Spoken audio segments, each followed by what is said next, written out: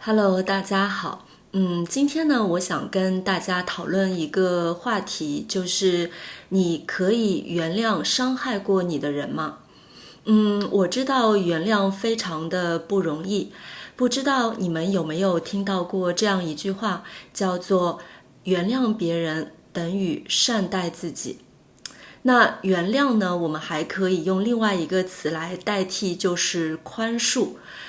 宽恕别人就是善待自己。那善待自己的意思就是对自己好，原谅别人就等于是对自己好。我不否认这句话的正确性，我觉得原谅别人也等于放过自己。当我们被别人伤害的时候呢，我们的心里就会产生一种怨恨，甚至有想要报复对方的想法。那这种深深的恨，对对方能起到什么样的作用，我们不知道。但是，有一点是肯定的，它必定伤害你自己。那这一章呢，是霍金斯能量等级表。你可以看到，在等级表中，愤怒这一个等级，它的分数只有150分。它的情感表达方式呢，就是恨。还有一个等级是接纳和宽恕，这个等级的情感表达方式就是原谅。它的分数可以到350分。可见，原谅可以给你带来更高的能量。这就是为什么我们说原谅是为了自己，而不是那个伤害你的人。这句话呢，说起来很简单，但是做起来却并不容易，因为那些伤痛会一直在你的脑海里重现，而对于那个伤害你的人呢，你也会丧失信任感。那我们先来说说原谅是什么意思。其实呢，很多人对原谅有一个误解，认为原谅就是给对方，给那个伤害你的人，再一次的机会去维持这样一段关系，但是其实并不是这样的。原谅呢是一个单方面的事情，是你自己的一个决定，你决定放下过去。你决定继续向前走，你决定不被恨的情绪所束缚。这并不意味着你给对方再一次伤害你的机会。简单的来说，或者换句话来说，你可以原谅一个人，但是再也不和他见面。你们的关系是不是可以回到从前？这其实呢是另外一个问题。我前面说了，原谅是单方面的事情，但是修复关系则是两个人的事情。那很久以前呢，我看过德国心理学家海灵格的一本书，叫《爱的序位》。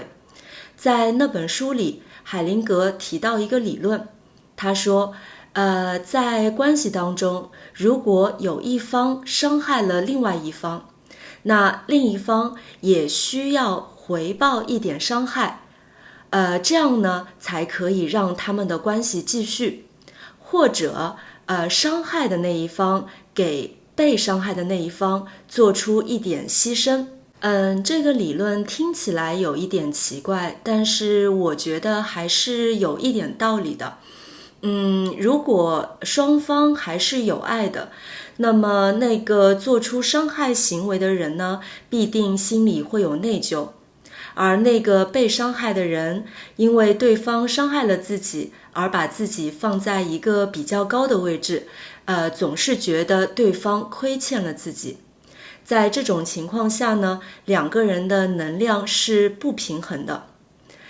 所以呢，被伤害的一方要做一些小小的伤害，也做出一些小小的伤害，而伤害对方的那一方呢，做出一点小小的牺牲，这样才可以让两个人的关系重新回到一个平衡，让关系继续下去。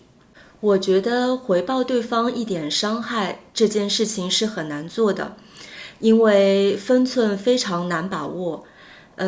如果做得不好的话，反而会导致两个人的关系再恶化。那在关系当中，如果我们伤害了对方，如何让对方再一次相信我们？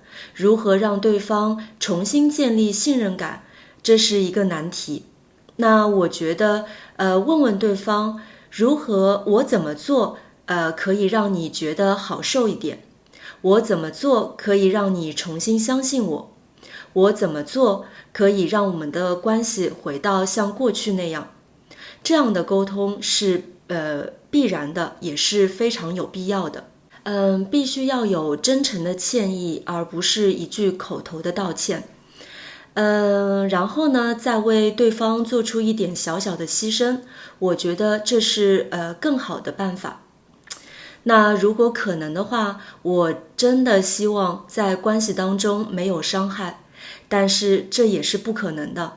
因为每个人都不是完美的，每个人都有可能犯错误。也许我们自己也曾经深深地伤害过别人。不管怎么样，两个相爱的人走到互相伤害的地步呢，都是非常令人惋惜和伤心的。但是往往是自己爱的人才有能力伤害自己。因为如果在路上随便什么人骂你是狗屎，你可能只会笑笑而过，一会儿就忘记了。